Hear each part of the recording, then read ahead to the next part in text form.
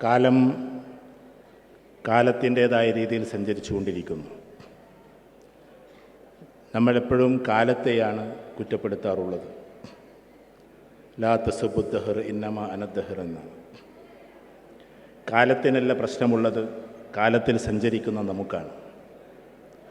കാലം എന്നും ഒരുപോലെ മാത്രമേ സഞ്ചരിച്ചിട്ടുള്ളൂ. അതെന്നും കിഴക്കേ ഉദിച്ചിട്ടുള്ളൂ, പടിഞ്ഞാറ് അസ്തമിച്ചിട്ടുള്ളൂ.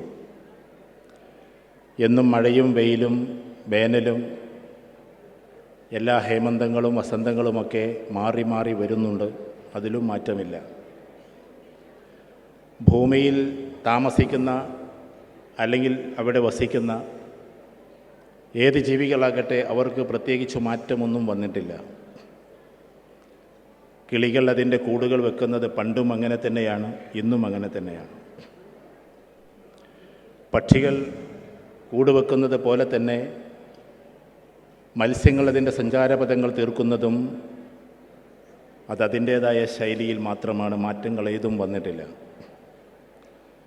അപ്പോൾ കാലത്തിനോ കാലത്തിലൂടെ സഞ്ചരിക്കുന്ന മറ്റുള്ളവർക്കോ മാറ്റങ്ങൾ ഏതും സംഭവിച്ചിട്ടില്ല. മാറ്റങ്ങൾ മുഴുവനും സംഭവിച്ചത് നമുക്കാണ്, നമ്മുടെ മനസ്സുകൾക്കാണ്, നമ്മുടെ ജീവിത ശൈലിക്കാണ്. അതുകൊണ്ട് തന്നെ മാറേണ്ടത് കാലമല്ല, മാറേണ്ടത് തീർച്ചയായും നമ്മളാണ്. ആ ഒരർത്ഥത്തിൽ നമ്മൾ മാറുക എന്നതുമായി ബന്ധപ്പെട്ടിട്ടാണ് MSM ഇങ്ങനെ ഒരു ക്യാമ്പയിൻ സംഘടിപ്പിച്ചിട്ടുള്ളത്. ജില്ലാ തലത്തിലും അല്ലെങ്കിൽ ഉപജില്ലാ തലത്തിലുമൊക്കെ ഇത്തരം പരിപാടികൾ സംഘടിപ്പിച്ചിട്ടുള്ളത്, ഇങ്ങനൊരു ക്യാപ്ഷൻ നൽകിക്കൊണ്ട് മുമ്പിൽ വന്നിട്ടുള്ളത് നമ്മളെപ്പോലെയുള്ള ആളുകളെ ഈ സമൂഹത്തിൻ്റെ നേതൃത്വത്തിലേക്ക് എത്തിക്കുക എന്നത് കൂടിയാണ്. ഒരു പക്ഷേ നമ്മുടെ മുമ്പിലിരിക്കുന്നത് 10ാം ക്ലാസ്സിൽ പഠിക്കുന്ന അല്ലെങ്കിൽ 9th പഠിക്കുന്ന 8th പഠിക്കുന്ന കുട്ടികളായിരിക്കാം. നമുക്ക് ചിലപ്പോൾ ഒരു തോന്നലുണ്ടാകും, അതിനപ്പുറത്തേക്ക് ഡിഗ്രി PG ഒക്കെ ചെയ്യുന്ന കുട്ടികളുമുണ്ട്. നമുക്കൊരു തോന്നലുണ്ട്, ഞങ്ങൾ ചെറുപ്പമല്ലേ, അതുകൊണ്ട് ചെറുപ്പകാലത്ത് ഇതൊക്കെ ശ്രദ്ധിക്കേണ്ടതുണ്ടോ, പരമാവധി അടിച്ചു പൊളിച്ച് ജീവിച്ച് നല്ല രീതിയിൽ മുന്നോട്ട് പോയി പിന്നീട് ഒരു മാറ്റം വരുത്തിയാൽ പോരെ എന്നൊക്കെയാണ് നമ്മുടെ ഒരു ചിന്താഗതി. നമ്മുടെ എന്ന് ഞാൻ ഉദ്ദേശിക്കുന്നത് നിങ്ങളുടെ എന്ന് മാത്രമല്ല, മൊത്തത്തിൽ ഈ പ്രായക്കാരുടെ അഡോൾസൻസിൻ്റെ അല്ലെങ്കിൽ ഒരു പോസ്റ്റ് ലെവലിലുള്ള ചൈൽഡ്ഹുഡിൻ്റെ ഒക്കെ ഒരു രീതിശാസ്ത്രം അതാണ്. ഞാൻ പറഞ്ഞു വരുന്നത്, ചെറുപ്പകാലം മുതലേ നമുക്കൊരു മാറ്റമുണ്ടാക്കുക എന്നതായിരിക്കണം നമ്മുടെ ചിന്ത. ഒരു ലീഡർ എന്ന് പറഞ്ഞാൽ ജനങ്ങളിലൂടെ നമ്മൾ ഉയർന്നു വരലല്ല, പകരം നമ്മിലൂടെ ജനങ്ങൾ ഉയർന്നു വരലാണ്. സമൂഹത്തിലെ ഓരോ ആളുകളും നമ്മളിലൂടെ ഉയർന്നു വരണം. ഈ ലോകത്തിൽ ഓരോ ലീഡേഴ്സും ഉണ്ടായത് പെട്ടെന്ന് ജന്മമേകിയ അല്ലെങ്കിൽ ജനിച്ചു വളർന്ന ആളുകളല്ല.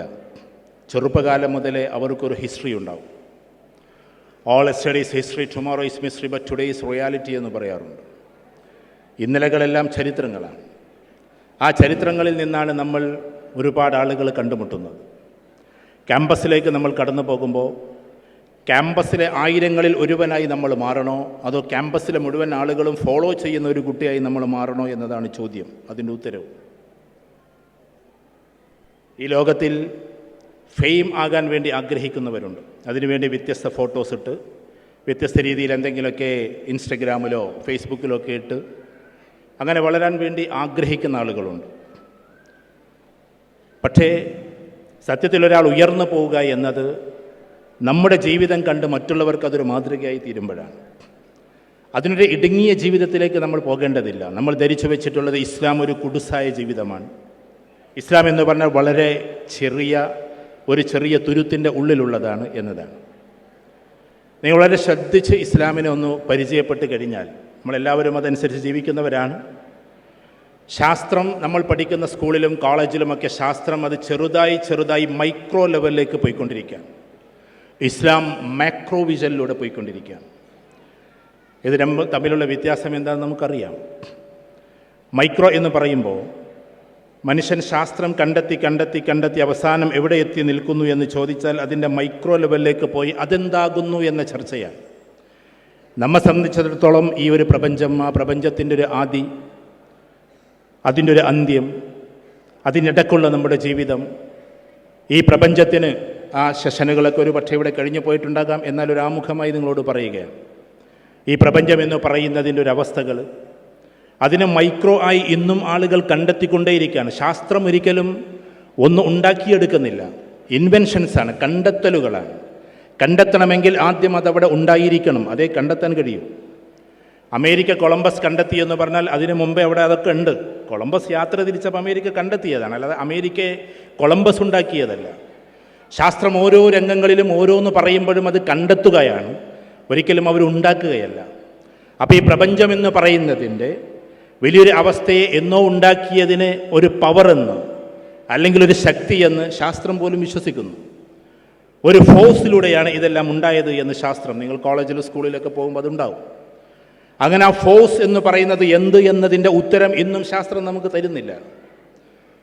ഞാൻ ചുരുക്കി പറഞ്ഞാൽ, ഈ ശാസ്ത്രം പറയുന്ന വലിയ പ്രപഞ്ചം അത് എത്ര വലുതാകട്ടെ, വീണ്ടും വലുതായിക്കൊണ്ടിരിക്കുന്ന പ്രപഞ്ചം, വഇന്നാ ലഹു ലമൂസിഊൻ എന്ന് വിശുദ്ധ ഖുർആൻ നമ്മളോട് പറഞ്ഞിട്ടുള്ള ആ പ്രപഞ്ചം, അതിന് ലാഹൂത്ത്, ജബറൂത്ത്, മലക്കൂത്ത്, അലമൂത്ത്, ആലമുൽ അംർ, ആലമുൽ മിസാൽ, മലഉൽ അല എന്നൊക്കെ വ്യത്യസ്തമായ ഹദീസുകളിൽ നമ്മൾ കാണുന്നത്, സബ്അ സമാവാത്ത് എന്ന് വിശുദ്ധ ഖുർആൻ വിശദീകരിക്കുന്നത്, ആ പ്രാപഞ്ചിക പ്രാതിഭാസികതകൾ എത്രത്തോളം വിശാലമായി അവരുടെ ജീവിതത്തിൽ അവർ കണ്ടെത്തുന്നുണ്ടോ അതിൻ്റെ എല്ലാം അപ്പുറത്തൊരു ഫോഴ്സ് ഉണ്ട് എന്നവർ വിശ്വസിക്കുന്നുണ്ട്. ആ ഫോഴ്സ് എന്ത് എന്നതിൻ്റെ ഉത്തരം ഇന്നും അവർ തന്നിട്ടില്ല, അത് തരാൻ അവർക്ക് സാധ്യവുമല്ല. ആ ഫോഴ്സ് എന്ന് പറഞ്ഞാൽ പ്രപഞ്ചത്തിൻ്റെ ഉള്ളിലല്ല, അത് പ്രപഞ്ചത്തിൻ്റെ പുറത്താണ്. എന്ന് വെച്ചാൽ പ്രപഞ്ചം ഇനിയും അവർ കണ്ടെത്തിയാൽ വീണ്ടും വലുതെന്ന് പറയും, വീണ്ടും അനാദി എന്ന് പറയും, വീണ്ടും ഒരുപാട് കാലങ്ങൾക്ക് ശേഷം ഇനിയും ഉണ്ടാകുമെന്ന് പറയും. എല്ലാം പ്രപഞ്ചത്തിൻ്റെ ഉള്ളിലാണ്, ഫോഴ്സ് എന്ന് പറയുന്നത് പ്രപഞ്ചത്തിൻ്റെ പുറത്താണ്. ആ ഫോഴ്സിനെ നമ്മൾ അല്ലാഹ് എന്ന് വിളിക്കുന്നു. ആ ഫോഴ്സിനെ, അവർ പറയുന്ന ഫോഴ്സിനെ, നമുക്ക് അല്ലാഹു വെറും ഒരു ഫോഴ്സ് അല്ല. അതുകൊണ്ട് ആ ഫോഴ്സ് എന്ന് പറയുന്നത് എന്താണ്, അതിലേക്കാണ് നമ്മളോടുള്ള അല്ലെങ്കിൽ നമുക്കുള്ള ഒരു ബന്ധം, ആ ഫോഴ്സിലേക്കാണ്. ശാസ്ത്രത്തിൻ്റെ ബന്ധം ഈ കാണുന്ന പ്രപഞ്ചത്തിൻ്റെ ഒരു ചെറിയ കണികയിലേക്ക് മാത്രമാണ്. അഥവാ ഫോഴ്സ് എന്ന് പറയുന്നതിനെ അംഗീകരിക്കുന്നുണ്ടെങ്കിലും മനസ്സുകൊണ്ട് ആ ഫോഴ്സ് എന്തെന്ന് കണ്ടെത്താനോ അതിൻ്റെ ആവശ്യങ്ങൾ അല്ലെങ്കിൽ അതിൻ്റെ ചിന്തകൾ എന്താണെന്ന് മനസ്സിലാക്കാൻ അവർക്ക് സാധിക്കുന്നില്ല. ചുരുക്കത്തിൽ ക്യാമ്പസുകളൊക്കെയും ഇന്ന് നമ്മളെ കൊണ്ടുപോയിക്കൊണ്ടിരിക്കുന്നത് മൈക്രോ ലെവലിലുള്ള ഒരു ഫോഴ്സിലേക്കാണ്, അല്ലെങ്കിൽ മൈക്രോ ലെവലിലേക്കുള്ള ഒരു കാഴ്ചപ്പാടിലേക്കാണ്. ആ കാഴ്ചപ്പാട് ഇങ്ങനെ വികസിക്കും തോറും സുഖലോലുപരായി മാറുക എന്നുള്ള ഒരു ജീവിത ശൈലിയാണ് നമുക്ക് അവതരിപ്പിച്ചു തരുന്നത്. നമ്മൾ ഓരോ വിദ്യാർത്ഥികളും ചിന്തിക്കണം, നമ്മൾ ഈ കാണുന്നത് പോലെയല്ല ലോകത്തിൻ്റെ വ്യത്യസ്തമായ ഭാഗങ്ങളുള്ളത്. ഏകദേശം അള്ളാഹുവിൻ്റെ അനുഗ്രഹത്താൽ കുറേ രാജ്യങ്ങൾ ഇങ്ങനെ സന്ദർശിക്കാൻ കഴിഞ്ഞിട്ടുണ്ട്. ഏകദേശം മൊത്തത്തിൽ ലോകത്തിലെ 1/3 ഒരു പക്ഷേ സഞ്ചരിച്ചിട്ടുണ്ടാകാം എന്ന് ഞാൻ വിചാരിക്കുന്നു, രാഷ്ട്രത്തിൻ്റെ കണക്കനുസരിച്ച്. അവിടെ എല്ലാം പോകുമ്പോഴും എല്ലായിടത്തും വാല്യൂസിൻ്റെ വല്ലാത്ത ഒരു കിരണങ്ങളാണ് നമുക്ക് കാണാൻ പറ്റുക.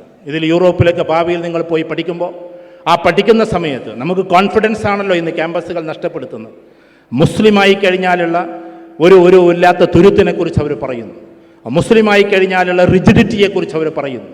സത്യത്തിൽ ഈ പ്രപഞ്ചത്തിലേക്ക് നമ്മളിങ്ങനെ പോകുമ്പോഴൊക്കെയും, പ്രത്യേകിച്ച് ഭൂമിയിലെ കരഭാഗത്തുള്ള രാജ്യങ്ങളിലേക്ക് പോകുമ്പോഴൊക്കെയും നമുക്ക് ഏറ്റവും കൂടുതൽ പ്രതിഫലനം കാണുക വാല്യൂസ് ഉള്ളവരെ ആദരിക്കുന്നതാണ്. വാല്യൂസ് ഉള്ള ആളുകളെ നിങ്ങൾ നോക്കിക്കോ, ഞാനീ പറയുന്നത് റെക്കോർഡഡ് ആണ്.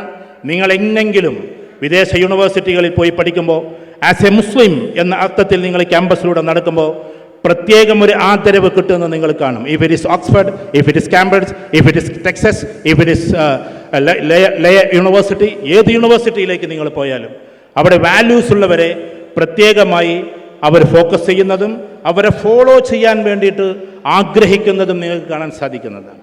അങ്ങനെ നമ്മൾ നമ്മുടെ ഇന്ത്യയിൽ നിൽക്കുമ്പോൾ ആളുകൾ കൊച്ചുവാക്കി ചെറുതാക്കി ഇസ്ലാമിനെ നമ്മുടെ മുമ്പിൽ പ്രദർശിപ്പിക്കുമ്പോൾ ലോകത്തിൽ ചെറുതായൊക്കെ സഞ്ചരിച്ച ഒരു എക്സ്പീരിയൻസിൻ്റെ തലത്തിൽ നിന്നുകൊണ്ട് പറഞ്ഞുകൊള്ളട്ടെ, മൂല്യമുള്ള ആളുകളെ കൂടുതൽ ആദരിക്കുന്ന ഒരവസ്ഥയാണ് നമുക്ക് കാണാൻ സാധിക്കുക. എവിടെ പോയാലും, ഏത് മേഖലയിൽ നിങ്ങൾ കടന്നു പോയാൽ, ഞാൻ പറഞ്ഞല്ലോ ലോകത്തിൽ ടോപ്പ് 10 യൂണിവേഴ്സിറ്റീസ് ഉണ്ട്. അത്രയൊന്നും എത്തില്ല നമ്മുടെ കാലിക്കറ്റ് യൂണിവേഴ്സിറ്റിക്ക് എല്ലാ അഭിവാദ്യങ്ങളും അർപ്പിക്കുന്നു. 1000-ങ്ങൾക്ക് താഴെയാണ് നമ്മുടെ യൂണിവേഴ്സിറ്റിയുടെ റാങ്ക് ഉള്ളത്. ആ യൂണിവേഴ്സിറ്റിയെ ആദരിച്ചുകൊണ്ട് തന്നെ പറഞ്ഞുകൊള്ളട്ടെ. പക്ഷേ ടോപ്പ് 10 യൂണിവേഴ്സിറ്റിയിലേക്ക്, ലോകത്തിലെ ഏറ്റവും ടോപ്പ് എന്ന് നിൽക്കുന്ന 10 യൂണിവേഴ്സിറ്റിയിലേക്ക് നിങ്ങൾ കടന്നു ചെല്ലുമ്പോൾ ഒരിക്കലും ഒരു അനാദരവും മുസ്ലിമായതിൻ്റെ പേരിൽ നിങ്ങൾക്ക് അവിടെ നിന്നുണ്ടാവുകയില്ല. പ്രത്യേകിച്ച് ആദരവ് കൂടുന്നതാണ് നമുക്ക് കാണാൻ സാധിക്കുക. അങ്ങനെ ഇസ്സത്തോടെ കടന്നു പോകേണ്ടുന്ന ഒരു ഉമ്മത്താണ് നമ്മളെന്ന് ലോകത്തിൻ്റെ ക്യാമ്പസുകൾ നമുക്ക് തെളിയിച്ചു തരുന്നു. കാരണം നമ്മൾ വിശ്വാസികളാണ്. ആ വിശ്വാസത്തിലൂടെ കടന്നു പോകുമ്പോൾ ക്യാമ്പസ് നമ്മൾ വിശ്വാസികളാണ് എന്നതിൻ്റെ പേരിൽ ഞാൻ എപ്പോഴും സൂചിപ്പിച്ചിട്ടുണ്ട്. ഒരിക്കൽ നമ്മൾ രാജ്യത്തെ പ്രോഗ്രാമിന് പോയപ്പോൾ ടി മുഹമ്മദ് ബഷീർ സാഹിബുമുണ്ട് കൂടെ. ഓസ്ട്രേലിയയിലാണ് പരിപാടി. ആ സമയത്ത് അവിടുത്തെ ഒരു MP പറഞ്ഞത് ഇസ്ലാം എന്നതിനെ എതിർക്കാനുള്ള കാരണം, അവർ ഡബിൾ PhD കഴിഞ്ഞ ഒരു ലേഡിയാണ്. അവർ വളരെ സമർത്ഥമായി അവരൊരു 10 മിനിറ്റ് സംസാരിച്ചു. ആ സംസാരത്തിൽ ഇസ്ലാമിനെ എന്തുകൊണ്ടാണ് ആളുകൾ ഇത്രമാത്രം എതിർക്കുന്നത് എന്ന് വളരെ രസകരമായി അവർ വിശദീകരിക്കുകയുണ്ടായി. അവരുടെ തിസിസ് അതായിരുന്നു. എന്ന് വെച്ചാൽ ഇസ്ലാമികപരമായി അല്ലെങ്കിലും അവരുടെ തിസിസെങ്കിലും എന്തുകൊണ്ടാണ് ഒരാളെ എതിർക്കുന്നത് എന്ന് കോമൺ സൈക്കോളജിയാണ്. ലോകത്തിൽ ഏറ്റവും വലിയ ബിസിനസ്, കോർപ്പറേറ്റ് ലെവലുള്ള ബിസിനസ് എന്ന് പറഞ്ഞാൽ അത് ഒന്ന് ഡ്രഗ്സാണ്. ഡ്രഗ്സിനോട് നിലനിൽക്കുന്ന ഒന്ന് നിങ്ങൾ കേട്ടിട്ടുണ്ടാവുമല്ലോ. അഥവാ ഇന്ത്യയിലേക്ക് ഏതൊക്കെയോ കടൽ മാർഗം വന്നിട്ടുള്ളത് ആയിരക്കണക്കിന് കോടികൾ, 20,000-30,000 കോടി ഡ്രഗ്സാണ് അത്ര കടന്നു വന്നത്, കടലോരത്ത് പിടിക്കപ്പെട്ടത്. ഇങ്ങനെ 10,000-ങ്ങളിൽ ലക്ഷക്കണക്കിനും കോടിക്ക് നടത്തുന്ന ബിസിനസിൻ്റെ പേരാണ് ഡ്രഗ്സ്. ആ ഡ്രഗ്സ് എന്ന് പറയുന്നതിന് എന്നും ഇസ്ലാം എതിർക്കുന്നത് കൊണ്ട് ഡ്രഗ്സിൻ്റെ അധിപന്മാർക്ക് ഇസ്ലാമിനോട് വല്ലാത്തൊരു ദേഷ്യമാണ്, ഇസ്ലാമിനോട് പുച്ഛമാണ്. കാരണം ഇത് വലുതാകും തോറും ഡ്രഗ്സ് എന്ന് പറയുന്ന മാഫിയക്ക് ചുരുങ്ങേണ്ടി വരുന്നു എന്നതാണ് അവരുടെ എതിർപ്പിൻ്റെ ഏറ്റവും വലിയ കാരണം. മറ്റുള്ളതിലൊന്നും അത്രമാത്രം എതിർപ്പ് അവർ പ്രകടിപ്പിക്കാത്തത് കൊണ്ട്, മറ്റുള്ളവർക്കില്ല എന്നല്ല, ഇസ്ലാം അതിനെ നിശ്ചിതമായി എതിർക്കുന്നത് കൊണ്ട് ആ ഒരു വകുപ്പിലുള്ള ആളുകൾ എത്ര സാമ്പത്തികം ചെലവഴിച്ചാലും ഇതിനെ തകർത്തെറിയുക എന്നത് അവരുടെ ഒരു ലക്ഷ്യമാണ്. രണ്ടാമത്തേത് സെക്സ് ടൂറിസമാണ്. കൊച്ചുകുട്ടികൾ ഇരിക്കുന്നത് കൊണ്ട് ഞാനതിനെ വിശദീകരിക്കുന്നില്ല. ആ ഒരു സെക്സ് ടൂറിസത്തെക്കുറിച്ചിട്ട് ഇസ്ലാമിന് കണിശമായൊരു ബോധമുണ്ടായതുകൊണ്ട് അതിലേക്ക് അടുക്കരുത്, വലാ തഖ്റബുസ്സിന, നിങ്ങളതിലേക്ക് അടുക്കരുത് എന്ന് പറഞ്ഞതുകൊണ്ട്, അത് ശ്രദ്ധിക്കുക പോലും ചെയ്യരുത് എന്ന് പറഞ്ഞതുകൊണ്ട് ആ ഒരു മാഫിയക്കും ഇസ്ലാമിനെ എതിർക്കുക എന്നത് അവരുടെ ഏറ്റവും വലിയ ലക്ഷ്യമാണ്, ഉദ്ദേശ്യമാണ്. അത് നമ്മൾ പഠിക്കേണ്ടത്. പിന്നെ ഒന്ന് എക്സ്ട്രീം ലെവലിലുള്ള ഇതാണ്, പലിശയാണ്, ഇൻട്രസ്റ്റ്. ആ ഇൻട്രസ്റ്റിനെയും നമ്മൾ എതിർക്കുന്നത് കൊണ്ട് കോർപ്പറേറ്റ് ലെവലിലെ ഇൻട്രസ്റ്റുമായി ബന്ധപ്പെട്ട, പലിശയുമായി ബന്ധപ്പെട്ട മാഫിയകൾക്ക് ഇസ്ലാമിനോട് വല്ലാത്തൊരു എതിർപ്പ് പ്രകടിപ്പിക്കുന്നത് നമുക്ക് സ്വാഭാവികമായും ചിന്തിക്കാവുന്നതേ ഉള്ളൂ. പിന്നെ ലോകത്തിലെ ഏറ്റവും വലുത് ലിക്വറാണ്. ഡ്രഗ്സിൽ നിന്നും കുറച്ച് മാറിയിട്ടാണെങ്കിലും ഡ്രഗ്സിൻ്റെ ഭാഗമായി നിൽക്കുന്ന ലിക്വർ എന്ന് പറയുന്ന ഈ ഒരു മാഫിയ, ആ ലിക്വർ മാഫിയക്കും നമ്മളോട് എതിർപ്പുണ്ടാകും. കാരണം അതിനെ നമ്മൾ എതിർത്ത് നിശ്ചിതമായത് പറ്റുകയില്ല എന്ന് നമ്മൾ പറയുന്നു. എന്നാൽ മുസ്ലിമീങ്ങൾ മദ്യപിക്കുന്നവരില്ല എന്ന് ചോദിക്കും. യഥാർത്ഥ ഇസ്ലാമിൽ നിൽക്കുന്നവർക്ക് മദ്യപിക്കാൻ കഴിയില്ല. മദ്യപിക്കുന്ന സമയത്ത് അവൻ്റെ ഇസ്ലാമിനെ ഊരിയെടുക്കപ്പെടുന്നു എന്നാണ് ഹദീസിൽ നിന്ന് നമുക്ക് കാണാൻ സാധിക്കുന്നത്. അവന് ഈമാനില്ലാത്ത അവസ്ഥയിലാണ് മദ്യപിക്കുക, ഈ കാര്യങ്ങളൊക്കെ ചെയ്യുക. ഏതായിരുന്നാലും ഞാൻ പറഞ്ഞു വരുന്നത്, അതുകൊണ്ട് ലോകത്തിൽ മുഴുവൻ എതിർപ്പ് വ്യത്യസ്തമായ മതക്കാരല്ല. ഒരിക്കലും നമ്മൾ ഹിന്ദു മതത്തെയോ ക്രിസ്ത്യൻ മതത്തെയോ അല്ലെങ്കിൽ ജൂ മതത്തെയോ ഒന്നും നമ്മൾ എതിർക്കേണ്ടതില്ല. കാരണം എന്താണെന്നറിയോ, അവർക്കല്ല നമ്മളോട് എതിർപ്പ്, ലോകത്തിലെ കോർപ്പറേറ്റ് ഭീമന്മാർക്കാണ്. കോർപ്പറേറ്റ് ഭീമന്മാർ നമ്മളെ എതിർക്കാൻ ഇത്തരത്തിലുള്ള മതക്കാരെ, അവരിലുള്ള ചിലരെ ചട്ടുകമാക്കുന്നു എന്നതല്ലാതെ ഒരിക്കലും കോർപ്പറേറ്റ് ഭീമന്മാരെക്കാൾ അപ്പുറത്തൊരിക്കലും അല്ല വ്യത്യസ്ത മതക്കാർക്ക് ഇസ്ലാമിനോടുള്ള എതിർപ്പ്. അതുകൊണ്ട് ക്യാമ്പസിലേക്ക് കടന്നു പോകുമ്പോൾ എവിടെയെങ്കിലും നമ്മൾ ഒറ്റപ്പെട്ടു പോകുന്നുവോ എന്നൊരു ചിന്ത നമുക്കുണ്ടാകും. ഏകാഗിയായി നടക്കേണ്ടി വരുമോ എന്നത്, നമ്മുടെ വേഷവിധാനങ്ങൾ കാണുമ്പോൾ, നമ്മുടേതായ വസ്ത്രധാരണങ്ങൾ കാണുമ്പോൾ ആളുകൾക്കൊരു ഇൻഫീരിയോറിറ്റി കോംപ്ലക്സ് വരുമോ എന്നൊരു ചിന്ത പൊതുവേ നമുക്ക് സൈക്കോളജിക്കലി വരാൻ സാധ്യതയുണ്ട്. അവിടെയാണ് ലീഡേഴ്സ് ഇടുന്ന ഡ്രസ്സാണ് മറ്റുള്ളവർ ഇടേണ്ടത് എന്നതാണ്. നമ്മൾ ലക്ഷത്തിൽ ഒരുവനാകാനല്ല ശ്രമിക്കേണ്ടത്, 1,00,000 ആളെങ്കിലും ഫോളോ ചെയ്യുന്ന ഒരാളാകാനാണ് നമ്മൾ ശ്രദ്ധിക്കേണ്ടത്. അതുകൊണ്ട് തന്നെ നമ്മൾ മറ്റുള്ളവരുടെ കൂട്ടത്തിൽ കലരുന്നതിന് പകരം വ്യത്യസ്തമായി മാറി നിന്ന് you just obey me, you just follow me എന്ന് പറയാൻ നമുക്ക് സാധിക്കുന്നത് എന്നാണോ അന്നാണ് നമ്മളൊരു റിയൽ സ്റ്റുഡൻ്റായി മാറുന്നത്. ആ ഒരു ആർജവമാണ് നമ്മൾ കാണിക്കേണ്ടത് എന്നതാണ് നമ്മൾ ചിന്തിക്കേണ്ടത്. ഏത് ക്യാമ്പസിലേക്ക് നമ്മൾ പോകുമ്പോഴും 3-4 പ്രശ്നങ്ങൾ നമുക്ക് അവിടെ കാണാൻ സാധിക്കുന്നതാണ്. അതിൽ ഒന്ന് നേരത്തെ പറഞ്ഞ ഡ്രഗ്സ് തന്നെയാണ്. അത് എത്രത്തോളം എത്തിയെന്ന് ചോദിച്ചാൽ, ഒരുപാട് ആളുകളുടെ വോയിസ്, കരഞ്ഞുകൊണ്ടുള്ള വോയിസ് എൻ്റെ മൊബൈലിൽ കിടപ്പുണ്ട്. രഹസ്യമായി വന്നാൽ ഞാൻ നിങ്ങൾക്ക് വേണമെങ്കിൽ അത് കേൾപ്പിക്കാം. ക്യാമറയിലൂടെ കേൾപ്പിക്കുന്നത് ശരിയല്ല. ഓരോ ഉമ്മമാരും ആർത്ത് വിളിച്ചുകൊണ്ട്, നിലവിളിച്ചുകൊണ്ട്, സാറേ ഒരു അരമണിക്കൂർ നിങ്ങൾ തരുമോ, എൻ്റെ മകൻ ഇങ്ങനെയായിരുന്നു, ബെസ്റ്റ് സ്റ്റുഡൻ്റ് ആയിരുന്നു, ഇന്നവൻ പോയി എനിക്ക് പിടുത്തം കിട്ടാത്ത ആളായി മാറിയിരിക്കുന്നു എന്ന് ഒരു കൗൺസിലർ എന്ന നിലയ്ക്ക് നമ്മളെ വിളിച്ചു കരയാറുണ്ട്. എത്രയോ മെസ്സേജുകളാണ് നമുക്ക് ഡെയിലി വന്നുകൊണ്ടിരിക്കുന്നത്. എന്നേക്കാൾ സമർത്ഥമായിട്ടുള്ള കൗൺസിലേഴ്സിന് അതിലധികമായിട്ട് വരുന്നുണ്ടാകാം. ഞാൻ പറഞ്ഞു വരുന്നത്, ഓരോ മാതാക്കളും കരയാനുള്ള കാരണം എന്താണ്? ഈ ഡ്രഗ്സ് എന്ന് പറയുന്ന കാര്യം ക്യാമ്പസിലേക്ക് നമ്മൾ കടന്നു പോകുമ്പോൾ നമ്മൾ അതിനു വേണ്ടി ഒരുങ്ങി പുറപ്പെടാറില്ല. ഈ ഇരിക്കുന്ന ഒരു കുട്ടികളും അതിലേക്ക് പോകാൻ ഒരു സാധ്യതയുമില്ല. പക്ഷേ കെണികളിൽ വീഴ്ത്താൻ ആളുകളുണ്ട് എന്നതാണ്. കെണികളിൽ വീഴ്ത്താൻ. കാരണം ക്യാമ്പസുകളിൽ ചിലപ്പോഴൊക്കെ ഈ കെണിയിൽ പെട്ടുപോകുന്നത് എങ്ങനെയാണെന്നറിയോ? ഒന്നാമത്തത് നല്ല സെലിബ്രേഷൻ മൂഡ് വരുമ്പോഴാണ്. സെലിബ്രേഷൻ എപ്പോഴും നമ്മളെ തകർത്തെറിയാറുണ്ട്. ചില സ്ഥലങ്ങളിൽ വലിയ ആർഭാട കല്യാണങ്ങൾ പോയി വരുമ്പോൾ, ഞാനിപ്പോൾ ഒരു വീട്ടിൽ നിന്നാണ് വരുന്നത്, ആ വീട് 18,000 സ്ക്വയർ ഫീറ്റ് വീടാണ്. എൻ്റെ ഒരു സുഹൃത്തിൻ്റെ വീട് തന്നെയാണ്. അദ്ദേഹത്തിന് തന്നെ ആ 18,000 വെച്ച സ്ഥിതിക്ക് അദ്ദേഹം എന്നോട് പറഞ്ഞത് എന്താണെന്ന് വെച്ചാൽ, ഇത്ര വലിയ വീടൊന്നും വേണ്ടായിരുന്നു എന്ന് ഇപ്പം ഞാൻ വല്ലാണ്ട് ചിന്തിച്ചു പോവുകയാണെന്നുള്ളതാണ്. അപ്പോൾ ഇതെല്ലാം കഴിഞ്ഞതിന് ശേഷം ഒരു പക്ഷേ അങ്ങനെ ചിലപ്പോൾ നമുക്ക് തോന്നിയേക്കാം. അതുകൊണ്ട് ഈ ക്യാമ്പസിലൂടെ കടന്നു പോകുന്ന കുട്ടികൾ, നമ്മൾ ഓരോരുത്തരും ചിന്തിക്കുക, നമ്മൾ അതിൽ പെട്ടുപോവുകയാണ്. ആ പെട്ടുപോകുന്നത് എങ്ങനെയാണെന്നറിയോ? ക്യാമ്പസിൽ ലളിതമായ രീതിയിൽ നടക്കുന്ന നമ്മളെ ഫോക്കസ് ചെയ്യാൻ ആളുകളുണ്ട്. എന്നോട് മുൻ DGP ആയിരുന്ന ഒരു മഹാമനുഷ്യനോട് പറഞ്ഞിട്ടുണ്ട്, നിങ്ങൾ ഡ്രഗ്സിനെതിരെ വല്ലാണ്ട് സംസാരിച്ചു കഴിഞ്ഞാൽ നിങ്ങളെ മക്കളെ വരെ മാഫിയകൾ എന്തായിരിക്കും ഫോക്കസ് ചെയ്യുമെന്ന്. കാരണം എന്താണെന്ന് വെച്ചാൽ, ഇങ്ങനെ സംസാരിക്കുന്നവരുടെ വായടപ്പിക്കുക എന്നതാണ് അവരുടെ ലക്ഷ്യമെന്നതാണ്. അതുകൊണ്ട് ഈ ഓരോ ആളുകളെയും ഫോക്കസ് ചെയ്യുക എന്നത് ആ മാഫിയയുടെ വല്ലാത്തൊരു ലക്ഷ്യമാണ്. നമ്മൾ ഓരോ കുട്ടികളും ചിന്തിക്കണം. സെലിബ്രേഷൻ മൂഡിലേക്ക് കടന്നു പോകുമ്പോൾ, വിശിഷ്യ ഏതെങ്കിലുമൊക്കെ ആഘോഷങ്ങൾ നടക്കുമ്പോൾ, അല്ലെങ്കിൽ സ്കൂളുകളിലും ക്യാമ്പസുകളിലുമൊക്കെ വലിയ വലിയ ആർട്ട് രീതിയിലുള്ള നൃത്ത നടനങ്ങളും അതേപോലെ തന്നെ പരിപാടികളൊക്കെ നടക്കുമ്പോൾ, അതിൻ്റെ തലേ ദിവസങ്ങളിൽ അല്ലെങ്കിൽ ആ ദിവസങ്ങളിലൊക്കെ കുട്ടികൾ അതിലേക്ക് വഴുതി പോകുന്നതായിട്ടാണ് പൊതുവേ നമ്മൾ കണ്ടുവരാറുള്ളത്. ഇതിൻ്റെ അർത്ഥം ആർട്സ് ഡേ വേണ്ട എന്നോ സ്പോർട്സ് ഡേ വേണ്ട എന്നൊന്നുമല്ല. അതൊക്കെ നമ്മുടെ കരിക്കുലത്തിൻ്റെ ഭാഗമാണ്. പക്ഷേ സെലിബ്രേഷൻ മൂഡിൽ വരുന്ന സമയത്താണ് കുട്ടികൾ ഇത് കൂടുതൽ ഉപയോഗിക്കുന്നത്. പ്രത്യേകിച്ച് നമ്മളത് കഴിക്കാറില്ല എങ്കിലും ബർത്ത്ഡേ മൂഡിലേക്കൊക്കെ നമ്മൾ കടന്നു പോകുമ്പോൾ, ബർത്ത്ഡേ, ഞാൻ ഏതോ മുമ്പ് ഒരു സ്പീച്ചിൽ പറഞ്ഞിട്ടുണ്ട്, ബർത്ത്ഡേ എന്ന് പറയുന്നത് ഒരു കുട്ടിയെ തേടി വന്നിട്ടുള്ള കാര്യം.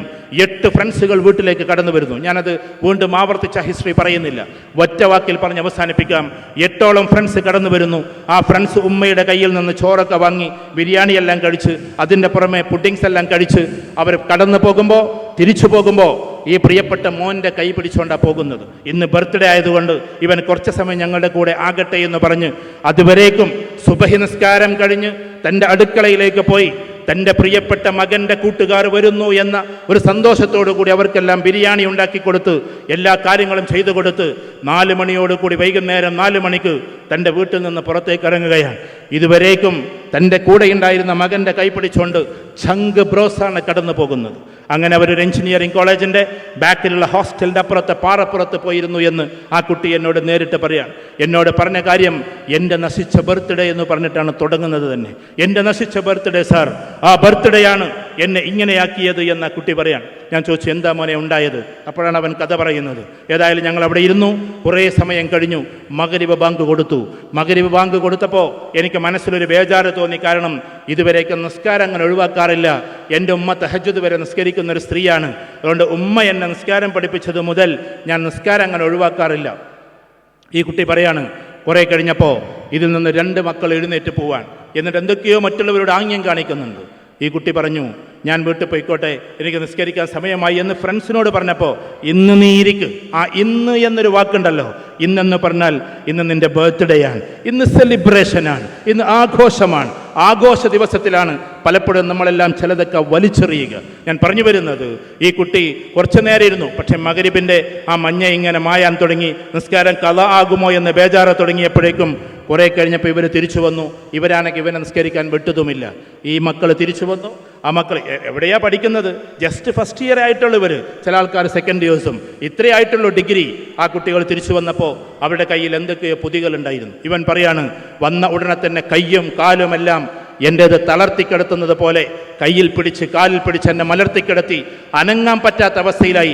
അതിൽ 2 പേര് മാത്രം ബാക്കി നിന്നു, അല്ലെങ്കിൽ മാറി നിന്നു. കാരണം ആ മക്കൾക്ക് മനസ്സിലൊരു വാല്യൂസ് ഉണ്ടായിരുന്നു എന്നതുകൊണ്ടാണ്. ബാക്കി 6 പേരും പിടിച്ചമർത്തി എൻ്റെ വായിലേക്ക് വീര്യമേറിയ മദ്യം ഒഴിച്ചു തന്നു.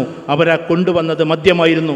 ജീവിതത്തിൽ മദ്യം കണ്ടിട്ടില്ലാത്ത ഞാൻ ആദ്യമായി അത് മദ്യപിച്ച് തുടങ്ങിയത് ആ ദിവസത്തിലാണ്.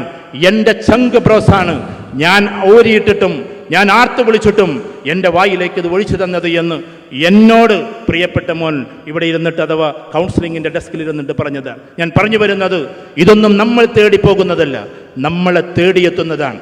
അതിൻ്റെ അനുയായികൾ പല ആളുകളും ഉണ്ടാകും.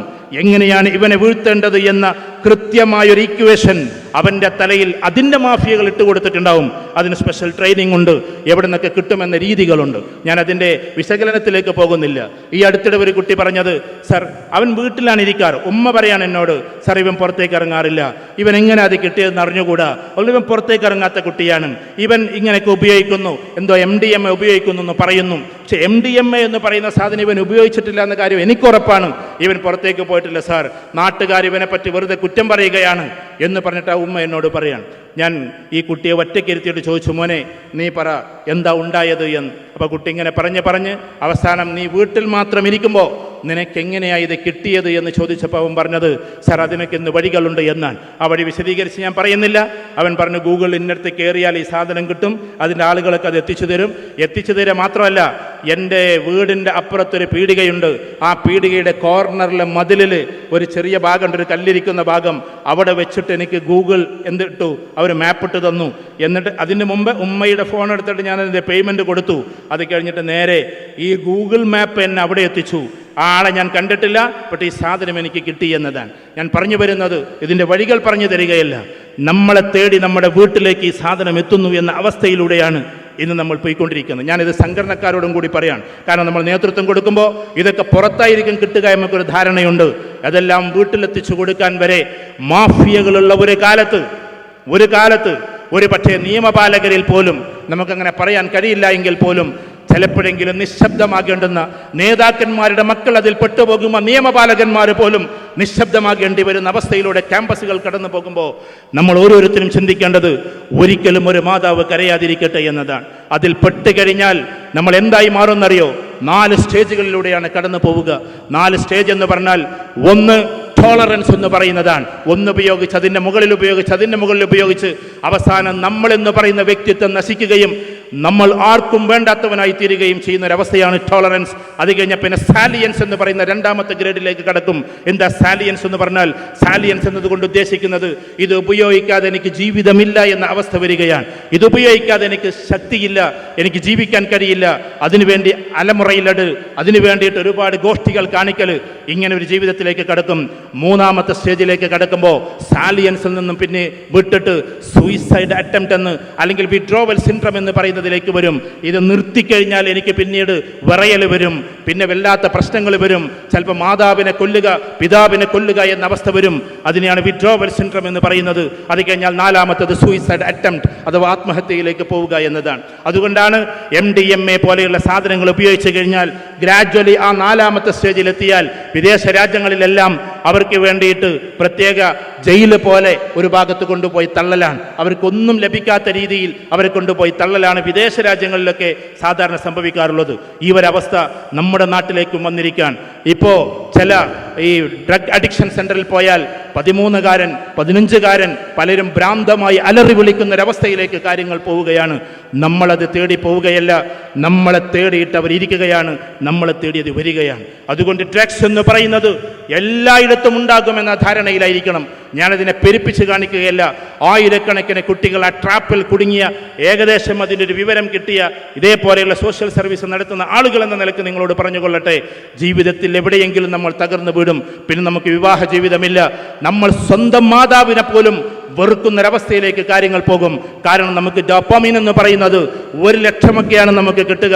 സാധാരണ 1000, 1500 ഒക്കെ കിട്ടേണ്ടത് ഡോസ് കൂടി കിട്ടിക്കഴിഞ്ഞാൽ മാതാവിനെ കാണുമ്പോൾ നമുക്ക് കിട്ടേണ്ടത് 1500 ഡോപാമിനെങ്കിൽ, അല്ലെങ്കിൽ പിതാവിനെ കാണുമ്പോൾ കിട്ടേണ്ടത്, അനിയനെ കാണുമ്പോൾ കിട്ടേണ്ടത് 1000, 1500 ഡോസിലാണ് നമുക്ക് കിട്ടുക. സ്വാഭാവികമായും നമ്മുടെ ഉള്ളിൽ കിട്ടേണ്ടതാണ്. പക്ഷേ അതിന് 1 ലക്ഷം ഡോസിൽ 75,000 ഡോസിലേക്ക് അടിച്ചു കയറ്റുമ്പോൾ പിന്നെ മാതാവിനെ കാണുമ്പോൾ വരെ നമുക്ക് എങ്ങനെയെങ്കിലും ഇവളെ വീഴ്ത്തണം, ഇവൾ ആരുമല്ല എൻ്റെ എന്ന ചിന്താഗതി വരും. അതുകൊണ്ടാണ് ഇത് അടിക്കുന്നവർ ഏറ്റവും കൂടുതൽ ആക്രമിക്കുന്നത് മാതാക്കളെ ആയിരിക്കും.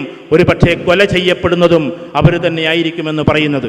ഇത്ര ഭീമാകാരമായ അവസ്ഥയിലൂടെ ക്യാമ്പസുകളുടെ ചില മൂലയെങ്കിലും ഇളകി മറിയുമ്പോൾ, അതിലേക്ക് സെലിബ്രേഷൻ മൂഡിലേക്ക് ക്യാമ്പസുകൾ പോകുമ്പോൾ അവിടെ അരുതെന്ന് പറയാനും അവിടെ അതിലേക്ക് ഞാനില്ലെന്ന് പറയാൻ മാത്രമല്ല, എൻ്റെ പറ്റം വിദ്യാർത്ഥികളെ ഞങ്ങളതിലേക്കില്ല എന്ന് പറഞ്ഞ് അവരെ ലീഡ് ചെയ്തുകൊണ്ട് തിരിച്ചു കൊണ്ടുവരാനും പറ്റുന്നതായിരിക്കണം MSMന്റെ വിദ്യാർത്ഥികൾ എന്നതാണ് നമ്മൾ ഓരോരുത്തരും ചിന്തിക്കേണ്ടത്. MSM അതിനു വേണ്ടിയിട്ടുള്ളതാണ്. ക്യാമ്പസ് വെറുതെ കലങ്ങിമറിയാനുള്ളതല്ല. MSMന്റെ കുട്ടികൾ ഈ കുട്ടികളെ തിരിച്ചു പിടിക്കാനുള്ളതാണ്. അതാണ് ഇവിടെ ഇരിക്കുന്ന ഓരോ ചെറിയ കുട്ടികളും, അവിടെ ഇരിക്കുന്ന വിദ്യാർത്ഥിനി സുഹൃത്തുക്കളും, ഇവിടെ ഇരിക്കുന്ന ഓരോ വിദ്യാർത്ഥി സുഹൃത്തുക്കളും ശ്രദ്ധിക്കേണ്ടത്. ഇത് നമ്മുടെ സോഷ്യൽ റിഫോമറിന്റെ ഭാഗമാണ്. സോഷ്യൽ ലീഡേഴ്സ് ഉണ്ട്, സോഷ്യൽ റിഫോമേഴ്സ് ഉണ്ട്. സോഷ്യൽ ലീഡേഴ്സ് ആകാൻ ആർക്കും പറ്റും, സാമൂഹ്യ നേതാക്കന്മാരാകാൻ പലർക്കും പറ്റും. പക്ഷേ സോഷ്യൽ റിഫോമർ ആകാൻ അധികം ആളുകൾക്കും പറ്റാറില്ല. സമൂഹത്തെ മാറ്റിമറിക്കുന്നവരെയാണ് സോഷ്യൽ റിഫോമർ എന്ന് പറയുക. ആ സോഷ്യൽ റിഫോമേഴ്സാണ് ഈ ഇരിക്കുന്ന ഓരോ ആളുകളും. അതുകൊണ്ട് നമുക്ക് ലീഡർ ആകേണ്ട കാര്യമില്ല, പക്ഷേ നമുക്കൊരു റിഫോമർ ആകണം. ആ ഒരവസ്ഥയിലേക്ക് നമ്മൾ എത്തണം. രണ്ടാമത്, ക്യാമ്പസിൽ നമ്മൾ കാണുന്ന ഏറ്റവും വലിയ ഒരു പ്രശ്നമാണ്, അവിടെ സംസാരിച്ചിട്ടുണ്ടാകാം, ഏറ്റവും കൂടുതലായി ഡ്രഗ്സ് പോലെ ഒരു പക്ഷേ അതിനേക്കാളും വരുന്ന വലിയൊരു പ്രശ്നമാണ് നിയോ ലിബറലിസം എന്ന് പറയുന്നത്. ഈ ലിബറലിസം വന്ന് അവസാനം നമുക്ക് തന്നെ നമ്മളെ വിശ്വാസമില്ലാത്ത അവസ്ഥയിലേക്ക് പോയിരിക്കാം. കാരണം എന്താണെന്നറിയോ, നമ്മെ സംബന്ധിച്ചിടത്തോളം നമ്മളിങ്ങനെ 12, 13, 14, 15 വയസ്സൊക്കെ ആകുമ്പോൾ നമ്മുടെ ഹോർമോണിൽ ചില മാറ്റങ്ങളൊക്കെ വരാറുണ്ട്.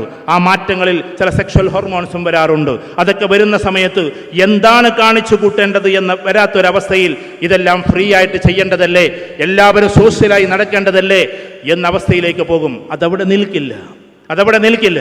ഏകദേശം 3 വർഷങ്ങൾക്ക് മുമ്പ് യൂറോപ്പിൽ എവിടെയൊക്കെയോ നടക്കുന്ന സ്കീ എക്സ്ചേഞ്ചിനെ കുറിച്ച് ഞാൻ സംസാരിച്ച ശേഷം എനിക്ക് പേടി വരാറുണ്ട്. കാരണം ഇവിടെ ഇല്ലാത്ത നമ്മൾ പറഞ്ഞിട്ട് എന്താ കാര്യമെന്ന്. പക്ഷേ ഈ എറണാകുളത്താണ് ഞാൻ പറയുന്നത് കൊണ്ട് നിങ്ങൾക്ക് തോന്നരുത്. ഇതാ നമ്മുടെ എറണാകുളത്ത് 5 ഭാര്യമാരും 5 ഭർത്താക്കന്മാരും ഒന്നിച്ച് യാത്ര പോയത് 5 കാറുകളിൽ. അവസാനം ഹോട്ടലിലെത്തുന്നു. ഹോട്ടൽ വെച്ചിട്ട് അവർ ഭക്ഷണം കഴിക്കുന്നു. എന്നിട്ട് ഭാര്യമാരുടെ കണ്ണുകൾ അടക്കി കെട്ടുന്നു. ഭാര്യമാരുടെ കണ്ണ് എന്നും കെട്ടു, ഭർത്താക്കന്മാരുടെ കണ്ണുകൾ കെട്ടാറില്ലല്ലോ. പെൺകുട്ടികളെ കൊണ്ട് പാൻ്റ് അടിച്ചിട്ട് എങ്ങനെയെങ്കിലും ആൺകുട്ടികളെ പോലെ ആക്കുന്നതിനെയാണ് ജെൻഡർ ന്യൂട്രാലിറ്റി എന്ന് പറയുക. ഒരിക്കലും ആൺകുട്ടികൾ ചുരിദാറിടുന്നത് ചർച്ച ചെയ്യാറില്ല. കാരണം ജെൻഡർ ന്യൂട്രാലിറ്റി എന്ന് പറയുമ്പോൾ അങ്ങനെയും സംഭവിക്കണ്ടേ? പെൺകുട്ടികൾ പാൻ്റ് ഇടുന്നത് പോലെ ആൺകുട്ടികൾ കുറച്ച് ചുരിദാറിടട്ടെ എന്നൊരു ചിന്ത നമുക്കുണ്ടാകണ്ടേ? അതിന് ആൺകുട്ടികൾ ഉണ്ടാകാറില്ല. എല്ലാം കൂടി കൊണ്ടുവന്നിട്ട് ഇസ്ലാമിൻ്റെ ഭാഗത്തേക്ക് നമ്മൾ ചാർത്തുകയും ചെയ്യരുത്. എല്ലാം കൊണ്ടുവന്നിട്ട് ഇസ്ലാമിൻ്റെ പേർക്കൊരു ചാർത്തലാണ്. എല്ലാം പെൺകുട്ടികൾക്ക് തീരെ സ്വാതന്ത്ര്യമില്ലാത്ത മതം, അത് ഇസ്ലാമാണെന്നും പറഞ്ഞുകൊണ്ട് ഇങ്ങനെ, ഇതൊക്കെ നമ്മുടെ നാട്ടിലേ ഉള്ളൂ. കാരണം ഇസ്ലാമിൽ തീരെ സ്വാതന്ത്ര്യമില്ലെന്ന് പറയുക. ആരാ പറയുന്നത്? അമേരിക്കയിലെ വലിയ വലിയ ലീഡിംഗ് പൊളിറ്റീഷ്യൻസ് അവർ പറഞ്ഞുകൊണ്ടിരിക്കുക. ഞാനെപ്പോഴും സൂചിപ്പിക്കാറുണ്ട്, ഞാൻ കുട്ടികളോട് ഒന്നും കൂടി ചോദിക്കാം. അമേരിക്കയിൽ ഇന്നേ വരെ എത്ര പ്രസിഡന്റുമാർ വന്നു? ഒരുപാട് പ്രസിഡന്റുമാർ വന്നു. ഇന്നേ വരെ ഒരു പെൺകുട്ടിയെയും അവർ പ്രസിഡന്റ് ആക്കിയിട്ടില്ല. ആവർത്തിച്ചു പറയുന്നു. കമലാ ഹാരിസ് എന്ന് പറഞ്ഞാൽ വൈസ് പ്രസിഡന്റാണ്. വൈസ് പ്രസിഡന്റ് ഒരിക്കലും അമേരിക്കയിൽ വലിയ സ്ഥാനമില്ല. അതൊരു ഇന്ത്യൻ ആയതുകൊണ്ട് നമ്മൾ കൂടുതൽ ചർച്ച ചെയ്തു എന്നതാണ്. ഉപപ്രധാനമന്ത്രിക്ക് ഒരിക്കലും ഇന്ത്യയിൽ വലിയ പ്രാധാന്യമില്ല എന്നതുപോലെ പ്രധാനമന്ത്രിക്കാണ് പ്രാധാന്യം. ഇതേപോലെ പ്രസിഡന്റായി ഇന്നേ വരെ അഡ്വാൻസ്ഡ് കൺട്രി എന്നറിയപ്പെടുന്ന അമേരിക്കയിൽ ഒരു പെൺകുട്ടിയെപ്പോലും അവർ പ്രസിഡന്റ് ആക്കിയിട്ടില്ല. ഇസ്ലാമിന്റെ പേരിലേക്ക് ദയവ് ചെയ്ത് ഈ ജനറൽ ന്യൂട്രാലിറ്റി എന്ന് പറഞ്ഞിട്ട് നിങ്ങൾ വരരുത്. കാരണം ഏറ്റവും വലിയ അധിപന്മാരെന്ന് ജനറൽ ന്യൂട്രാലിറ്റിയെ കുറിച്ച് വിളിക്കുന്ന ലോകത്തിലെ വലിയ തമ്പുരാക്കന്മാരെ പോലും അവരുടെ രാജ്യത്തിന്റെ തലപ്പത്തേക്ക് ഒരു പെൺകുട്ടിയെ കൊണ്ടുവന്നിട്ടില്ല. ഞാൻ പറയുന്നത് ഇതിനെതിരു പറയുകയല്ല. അവരതൊക്കെ ചെയ്യുകയും എന്നിട്ടത് ഇസ്ലാമിന്റെ പേരെ ചാർത്തുകയും ചെയ്യുന്നൊരവസ്ഥ നമുക്കൊരിക്കലും ഉണ്ടാക്കരുത്. നിങ്ങൾ എത്ര സയന്റിസ്റ്റുകളെ പഠിച്ചു? നിങ്ങൾ പറ, എത്ര സയന്റിസ്റ്റുകളെ പഠിച്ചു? പെൺകുട്ടികൾ കണ്ടെത്താത്തത് കൊണ്ടാണോ? എത്രയെത്ര പെൺകുട്ടികൾ ഒരുപാട് കാര്യങ്ങൾ കണ്ടെത്തിയിട്ടുണ്ടാകും. പക്ഷേ പെൺകുട്ടികളുടെ പേര് വിരളമാണ്. കാരണം ശാസ്ത്രം പോലും അവരെ ഇല്ലായ്മ ചെയ്തു എന്ന് ചരിത്രം നമുക്ക് പഠിപ്പിച്ചു തരുന്നതാണ്. ഞാൻ പറയുന്നത് നിങ്ങൾ ശരിക്കും ചിന്തിക്കണം. കാരണം ഈ പറയുന്ന നിങ്ങൾ കോളേജുകളിൽ പഠിച്ചിട്ടുള്ള ആ സയന്റിസ്റ്റുകളുടെ കൂട്ടത്തിൽ ആകെയുള്ളതിന് മേരി ക്യൂരിയുടെ പേരാണെങ്കിൽ അതിൻ്റെ സ്ഥാനം പോലും ആദ്യത്തെ 10-ലുണ്ടോ എന്ന് നിങ്ങൾ ശ്രദ്ധിക്കേണ്ടതാണ്. കാരണം കണ്ടെത്തലുകൾ പെൺകുട്ടികളും നടത്തിയിട്ടുണ്ട്, പക്ഷെ ഒരിക്കലും പ്രൊമോട്ട് ചെയ്തിട്ടില്ല എന്ന് ശാസ്ത്രത്തിൻ്റെ ആളുകൾ നമുക്ക് പഠിപ്പിച്ചു തരും, ചരിത്രം നമുക്ക് പഠിപ്പിച്ചു തരും. അവരത് പറയാറില്ലെങ്കിൽ പോലും. എത്ര എഴുത്തുകാരെ നിങ്ങൾ പഠിച്ചു? ലിറ്ററേച്ചർ നിങ്ങൾ പഠിച്ചില്ലേ? വില്യം ഷേക്സ്പിയറെ, വില്യം വേർഡ്സ്വർത്തിനെ, കീറ്റ്സിനെ, ഷെല്ലിയെ, ഗെത്തയെ, അതേപോലെ തന്നെ പിന്നെ നോം ചോംസ്കിയെ, ഒരുപാട് ആളുകളെ നിങ്ങൾ പഠിച്ചു. അതിലെവിടെ ഒരു പെൺകുട്ടി? നിങ്ങൾ പറഞ്ഞത് ഒരു പെൺകുട്ടിയെ നിങ്ങൾക്ക് കാണിച്ചു തരാൻ കഴിയില്ല. ഈ ഷേക്സ്പിയർ പോലും ഇത്രമാത്രം എഴുതി. അദ്ദേഹത്തിന്റെ ട്രാജഡി, അദ്ദേഹത്തിന്റെ കോമഡി, അദ്ദേഹത്തിന്റെ ട്രാജിക് കോമഡി, അദ്ദേഹത്തിന്റെ കോമിക് ട്രാജഡി, 4 ഭാഗങ്ങൾ അല്ലെങ്കിൽ 3 ഭാഗങ്ങൾ അദ്ദേഹം എഴുതിയിട്ടുണ്ടെങ്കിൽ അതെല്ലാം എഴുതി കൊടുത്തത് ഒരു പെൺകുട്ടിയാണ് എന്ന് ക്രിറ്റിസിസം വായിക്കുമ്പോൾ നമുക്ക് മനസ്സിലാകും. ലിറ്ററേച്ചർ പഠിച്ച ആരെങ്കിലും ഉണ്ടെങ്കിൽ കുട്ടികൾക്ക് അതറിയും. PG ലിറ്ററേച്ചറൊക്കെ പഠിച്ചിട്ടുള്ള കുട്ടികൾക്ക് ക്രിറ്റിസിസത്തിൽ പറയുന്നത് ഒരു പെൺകുട്ടിയാണ് എഴുതി കൊടുത്തത് എന്നാണ്. ആ പെൺകുട്ടിയെ ലോകം എവിടെയും ചർച്ച ചെയ്യാറില്ല. ദസ്തേവ്സ്കി എന്ന് പറയുന്ന മഹാരഥനായ എഴുത്തുകാരൻ മദ്യപിച്ച് അവസാനം ലക്കുകെട്ട് ഓടയിൽ കിടക്കുന്നിടത്തു നിന്ന് അന്ന എന്ന് പറയുന്ന പെൺകുട്ടിയാണ് രക്ഷപ്പെടുത്തിക്കൊണ്ടുവന്ന് വീണ്ടും എഴുത്തുകാരനാക്കിയതും ദസ്തേവ്സ്കിയെ ലോകത്തിന്റെ ആദ്യത്തെ 10 എഴുത്തുകാരുടെ ശൃംഖലയിലേക്ക് കൊണ്ടുവന്നതും അന്നയെക്കുറിച്ച് ആരും ചർച്ച ചെയ്യാറില്ല. കേരളത്തിൽ പ്രിയപ്പെട്ട ശ്രീ പെരുമ്പടവം ശ്രീധര സാറിന് വലിയ അഭിവാദ്യങ്ങൾ അർപ്പിക്കുന്ന കാരണം നിങ്ങൾ അന്നയെ ചർച്ച ചെയ്തിട്ടുണ്ട്. ദസ്തേവ്സ്കിയും അന്നയും തമ്മിലുള്ളതാണ് ഒരു സങ്കീർത്തനം പോലെ എന്ന നോവൽ. അതാണ് കേരളത്തിൽ ഏറ്റവും കൂടുതൽ വായിക്കപ്പെട്ട പുസ്തകം. അന്ന എന്ന് പറയുന്ന പെൺകുട്ടിയെ അധികം ആളുകൾ ചർച്ച ചെയ്യാറില്ല. ഞാൻ പറയുന്നത്, ഈ പറയുന്ന തമ്പുരാക്കന്മാരെല്ലാം പെൺകുട്ടികൾക്ക് സ്ഥാനം കൊടുക്കാതെ പോയിട്ടുണ്ടോ? ഇനി രാഷ്ട്രീയത്തിലേക്ക് കടന്നു വരുമ്പോൾ രാഷ്ട്രീയം പറയുകയാണ് എന്ന് നിങ്ങൾ വിചാരിക്കരുത്. എന്നാലും പറഞ്ഞോട്ടെ, നമ്മുടെ കേരളത്തിൽ ഇന്ന് ഏതൊക്കെയോ ആളുകൾ ജനറൽ ന്യൂട്രാലിയെ കുറിച്ച് പ്രത്യേകിച്ച് ഒരു പൊളിറ്റിക്സ് പറഞ്ഞുകൊണ്ടിരിക്കുമ്പോൾ കേരളത്തിൽ ഇന്നേ വരെ ഒരൊറ്റ പെൺകുട്ടിയും മുഖ്യമന്ത്രിയായിട്ടില്ല എന്ന സത്യം നമ്മൾ തിരിച്ചറിയേണ്ടതുണ്ട്. മുഖ്യമന്ത്രി ആകുകയായിരുന്നെങ്കിൽ ഒരാളെങ്കിലും ആകണമായിരുന്നു. പ്രിയപ്പെട്ട ഗൗരിയമ്മയെങ്കിലും ആകണമായിരുന്നു. കാരണം കേരളത്തിൻ്റെ പോലീസുകാരുടെ ലാത്തിക്കെങ്ങാനും കുഞ്ഞുങ്ങളെ സൃഷ്ടിക്കാനുള്ള കഴിവുണ്ടായിരുന്നെങ്കിൽ ആയിരക്കണക്കിന് ലാത്തി കുഞ്ഞുങ്ങളെ പ്രസവിക്കുമായിരുന്നു ഈ ഗൗരിയെന്ന് ചെറുപ്പത്തിൽ അവർ പ്രസംഗിച്ചു വെച്ചിട്ടുണ്ട്. ആ പെൺകുട്ടിക്ക് പോലും ഇതാ ഈ കേരളക്കരയിൽ ഒരു ദിവസം പോലും മുഖ്യമന്ത്രിയായിരിക്കാനുള്ള ഭാഗ്യമുണ്ടായിട്ടില്ല. ഞാനതിനെ പ്രൊമോട്ട് ചെയ്ത് സംസാരിക്കുകയല്ല. എന്നിട്ടാണ് ആളുകൾ പറയുന്നത് എല്ലാം കൊണ്ടുവന്നിട്ട് ഇസ്ലാമിൻ്റെ തലയിലേക്ക് വെക്കുന്നത്. ഞാൻ പറയുന്നത് നിങ്ങൾ ശരിക്കും മനസ്സിലാക്കണം. അതുകൊണ്ട് ഇസ്ലാം എന്ന് പറഞ്ഞിട്ട് കോൺഫിഡൻസ് തകർത്ത് പെൺകുട്ടികൾക്ക് തീരെ സ്വാതന്ത്ര്യമില്ല എന്ന് ഇതൊക്കെ അവരുടെ സ്വാതന്ത്ര്യമില്ലായ്മ പറഞ്ഞാൽ നമ്മൾ ന്യായീകരിക്കപ്പെടുന്ന വസ്തുതയൊന്നുമില്ല. പക്ഷേ ഇസ്ലാം പെൺകുട്ടിയെ വിളിച്ചത് മുസ്ലിമീങ്ങളായ ആളുകൾ എന്തെങ്കിലും ചെയ്യുന്നു എന്നതിൻ്റെ പേരിൽ ഇസ്ലാമിനെ നിങ്ങൾ അങ്ങനെ വിലയിരുത്തരുത് എന്നതാണ്. ഇസ്ലാമിൽ ഏറ്റവും കൂടുതൽ ചർച്ച ചെയ്യപ്പെടേണ്ടത് ആരെക്കുറിച്ചാണ്? ഈ ഉമ്മത്തിൽ ഏറ്റവും കൂടുതൽ ചർച്ച ചെയ്യപ്പെട്ടത് ആയിഷ റളിയല്ലാഹു തആലയെ കുറിച്ചാണ്. ആയിഷ ബീബി കവയത്രിയാണ്. നിങ്ങൾ ആലോചിക്കണം, ആയിഷ ബീബി യുദ്ധത്തിൽ പങ്കെടുത്ത സ്ത്രീയാണ്. ആയിഷ ബീബി സോഷ്യൽ റിഫോമറാണ്. അതുകൊണ്ട് പെണ്ണിന് ഒരുപാട് അച്ചടക്കങ്ങൾ കൊടുക്കണമെന്നത് സത്യമാണ്. സ്വാതന്ത്ര്യമില്ലായ്മ, അച്ചടക്കം എന്ന് പറയുന്ന സാധനത്തിനെ സ്വാതന്ത്ര്യമില്ലായ്മ എന്ന് നിങ്ങൾ തിരിച്ചു വായിക്കരുത്. കാരണം ഈ ലോകത്തിൽ കോർപ്പറേറ്റ് കമ്പനികളിൽ മോശപ്പെട്ട വസ്ത്രം ധരിച്ചുകൊണ്ട് നടക്കാൻ ഒരു പെൺകുട്ടികൾക്കും ഒരിക്കലും അവർക്ക് ഇഷ്ടമില്ല. ഫ്ലൈറ്റുകളിൽ ഹെയർ ഹോസ്റ്റസുമാർക്ക് അതിട്ടുകൊണ്ട് നടക്കാൻ താല്പര്യമുണ്ടായിട്ടല്ല. പക്ഷെ ആണുങ്ങളായ കോർപ്പറേറ്റ് പെൺകുട്ടികൾ ഇതിട്ടാൽ മതി എന്ന് ശട്യം പിടിക്കുകയാണ്. ഇവിടെ ആർക്കാ സ്വാതന്ത്ര്യമുള്ളത്? നിങ്ങൾ പറ. അവർക്കാണ് സ്വാതന്ത്ര്യമില്ലാത്തത്. ദാ എന്റെ പ്രിയപ്പെട്ട കുടുംബിനികളെ, എന്റെ പ്രിയപ്പെട്ട പെൺകുട്ടികളെ, നിങ്ങൾക്കാണ് സ്വാതന്ത്ര്യമുള്ളത്. ഇഷ്ടപ്പെട്ട വസ്ത്രം ധരിക്കാനുള്ള സ്വാതന്ത്ര്യം ദാ ഇവിടെ ഇരിക്കുന്ന ഓരോ പെൺകുട്ടികൾക്കും ഉണ്ട് എന്നതാണ്. നിങ്ങളൊരു കോർപ്പറേറ്റ് കമ്പനിയിൽ പോകുമ്പോൾ, ഇന്ന കമ്പനി എന്ന് ഞാൻ പറയുന്നില്ല, മിനി സ്കർട്ട് ധരിക്കണമെന്ന് പറയുന്നത് പെൺകുട്ടികളല്ല, ആ കോർപ്പറേറ്റ് വിമനായിരിക്കും. നിങ്ങൾ ഇന്ന വസ്ത്രങ്ങളെ ഇടാവൂ എന്ന് പറയുന്നത് അവരായിരിക്കും എന്നതാണ്. ഇതെല്ലാം കൂടി കൊണ്ടുവന്ന് ഇസ്ലാമിന്റെ തലയിൽ വെച്ചുകൊണ്ട് ഇസ്ലാമിൽ സ്വാതന്ത്ര്യമില്ലെന്ന് പറയല്ലേ. ലോകത്തിന്റെ ഓരോ ഭാഗത്തും എത്തുമ്പോൾ കോർപ്പറേറ്റ് ഭീമന്മാരാകട്ടെ, സിനിമാ ലോകമാകട്ടെ, പെൺകുട്ടികളെ വേറെ ഏതൊക്കെയോ ഭാഗങ്ങളായി കാണുന്ന ഒരവസ്ഥയിലേക്ക് പോകുന്നത് നമ്മൾ ദിവസേന വായിക്കുന്ന അവസ്ഥയാണ്. അങ്ങനെ മനസ്സിലാക്കുമ്പോൾ ഏറ്റവും കൂടുതലായി തനതായ ശൈലിയിൽ പോകേണ്ടുന്ന നമ്മളെന്ന് പറയുന്ന വിശ്വാസിനികളുണ്ടല്ലോ, ഓരോ വിശ്വാസികളും കൃത്യമായി ആ മൂല്യബോധത്തോടു കൂടിയാണ് പോകുന്നത്, അങ്ങനെയാണ് സഞ്ചരിക്കുന്നത്. ഞാൻ പറഞ്ഞു വരുന്ന കാര്യം ഇതാണ് എന്ന് വെച്ചാൽ, ഈ നിയോ ലിബറലിസം എറണാകുളത്തെ കണ്ണുകെട്ടിയിട്ട് പെണ്ണ് പോയിട്ട് ഓരോരുത്തരുടെയും ചാവിയെടുക്കാണ്. 5 ഭാര്യമാർ ചാവിയെടുത്തു. പത്രങ്ങളിൽ വന്ന വാർത്തകൾ നിങ്ങൾക്ക് ഓർമ്മയുണ്ടാകും, മീഡിയകൾ ചർച്ച ചെയ്ത് നിങ്ങൾക്ക് ഓർമ്മയുണ്ടാകും. ഇത് കേരളമാണോ എന്ന് നാണിച്ചു പോയ ദിവസങ്ങൾ നിങ്ങൾക്ക് ഓർമ്മയുണ്ടാകും. എന്ന് വെച്ചാൽ അങ്ങനെ കണ്ണുകെട്ടിയിട്ട് കീ എടുക്കുകയാണ്. ടേബിളിൽ നിന്ന് 5 വണ്ടിയുടെ വാഹനത്തിന്റെ കീ ഒന്ന് മാറിയെടുക്കാൻ വേണ്ടി അവരത് കശക്കിയിട്ടാ വെക്കുക. എന്നിട്ട് ഏത് കീയാണോ ലഭിച്ചത് അയാളുടെ കാറിൽ കയറി പോവുക എന്നതായിരുന്നു ഫിലോസഫി. ഇതാണോ നിങ്ങൾ പറയുന്ന നിയോ ലിബറലിസം? ജീവിതത്തിനെ തള്ളി കൊണ്ടുപോയി ഭാര്യമാരെ വരെ എക്സ്ചേഞ്ച് ചെയ്യുന്ന ലിബറലിസത്തിന്റെ ലോകത്തെ പരിചയപ്പെടുത്തുന്ന ലിബറലിസമാണോ നമുക്ക് വേണ്ടത് എന്ന് ഓരോരുത്തരും മനസ്സിന്റെ ഉള്ളിൽ വെച്ചിട്ട് ചിന്തിക്കേണ്ടതാണ്.